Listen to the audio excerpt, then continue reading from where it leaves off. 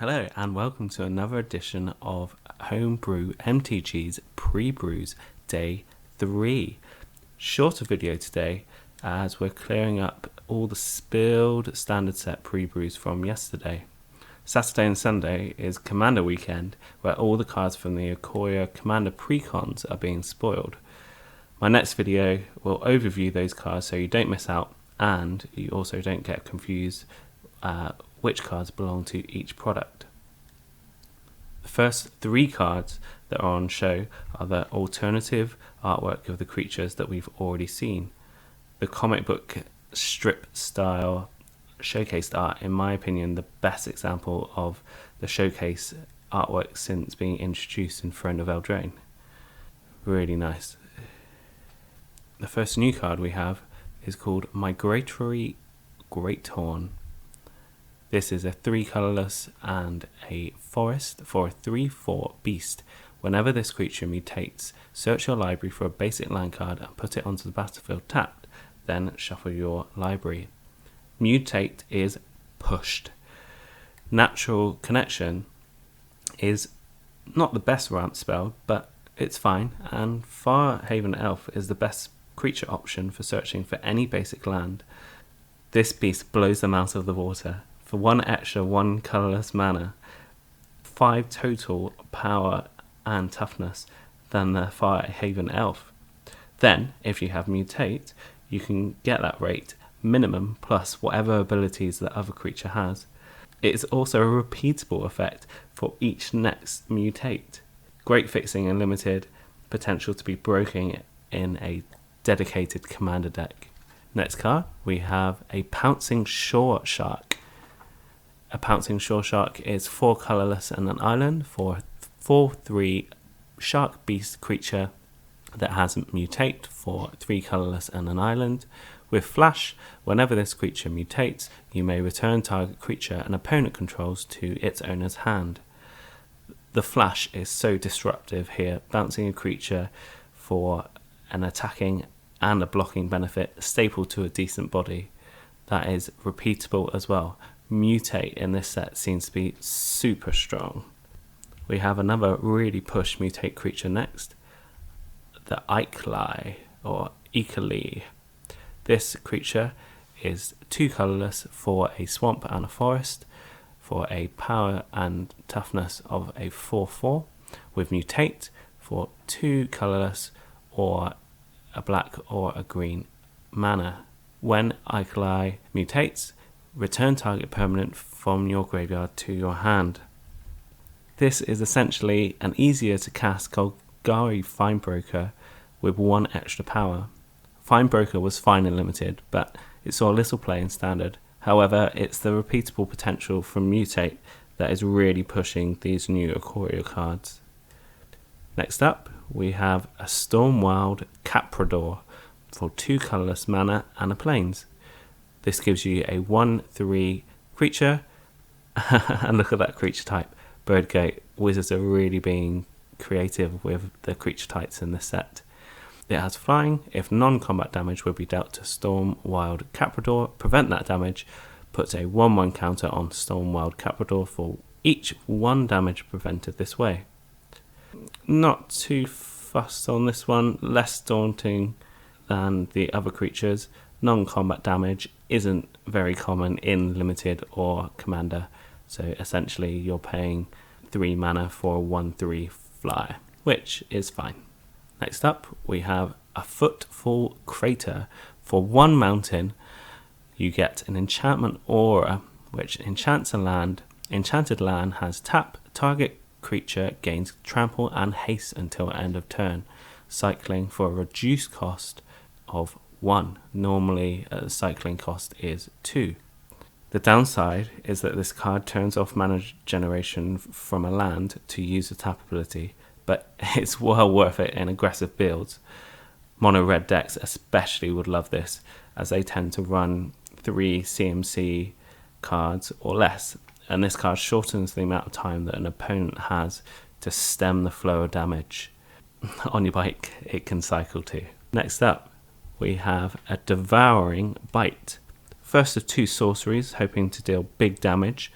limited to only creatures and planeswalkers, and it reveals your bomb in your hand, but it's still useful for killing off permanents. This effect is granted from paying 2 colourless and a forest. Our next sorcery is Monstrous Path. For 4 colourless and a forest, we have a sorcery that allows target creature to get +7/+7 until end of turn. Target creature must block if able to this turn, cycling for 2. It's a shame that it doesn't grant trample, but it lures one creature which is pretty much guaranteed to die, and it allows other creatures to get past. I've jumped the order of our next card from rare to mythic because of its potential in Commander. Riel, the Everwise, costs 1 colourless mana and an island and a mountain for a 0/3 legendary human wizard.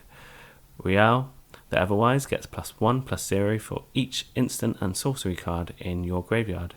Whenever you discard 1 or more cards for the first time each turn, draw that many cards. One of the best things in Commander is finding a card that makes a bad card amazing. And I'm thinking of Awaken the Erstwhile. This allows you to discard however many cards that are in your hand, then draw that many cards whilst leaving your opponent with no cards in hand. In a Grixis discard build, Supnakasar, this will definitely find its way into decks of those archetypes. Lore-wise, Riel apparently drew the cave etchings that you will find in the Apex Monster Mythos cycle. Speaking of which, we have Mythos of Brokos. This is a 2 colourless and 2 forest sorcery that reads, if an extra blue or black was used to cast a spell, search your library for a card and put it into your graveyard, then shuffle your library. Return up to 2 permanent cards from your graveyard to your hand. If you are able to pay the alternative mana colours, then you get a free Entomb, which is a fantastic effect. Otherwise, it's nice recursion returning 2 permanent cards to your hand. Muldrofra, the Gravetide, will definitely be swooning after this spell.